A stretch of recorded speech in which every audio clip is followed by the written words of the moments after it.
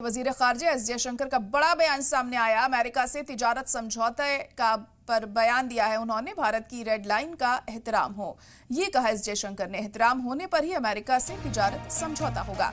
America के साथ हमारे कुछ मुद्दे हैं, बिजनेस डील में किसी मुकम्मल इत्तेफाक पर नहीं पहुंच पाए हैं। तो बड़ा बयान सामने आया है ये एस जयशंकर का। अमेरिका से तिजारत समझौते पर उन्होंने ये बयान दिया है। भारत की रेड लाइन का एहतराम हो, ये जरूरी है, ये उन्होंने कहा। एहतराम होने पर ही अमेरिका से तिजारत समझौता किया जाएगा। अमेरिका के साथ हमारे कुछ मुद्दे हैं, बिजनेस डील में किसी मुकम्मल इत्तेफाक पर नहीं पहुंच पाए हैं। तो बड़ा बयान ये एस जयशंकर का सामने आया है। लगातार अमेरिका और हिंदुस्तान के जो रिश्ते हैं उनको लेकर तमाम तरह की बातें की जा रही हैं। पिछले काफी दिनों से टैरिफ लगाने के बाद भी इस पर सवाल उठाए जा रहे थे, खासतौर से ऑपोजिशन की तरफ से तमाम सवाल उठाए गए। अब एस जयशंकर ने भी ये बड़ा बयान दिया है कि रेड लाइन क्रॉस नहीं होनी चाहिए।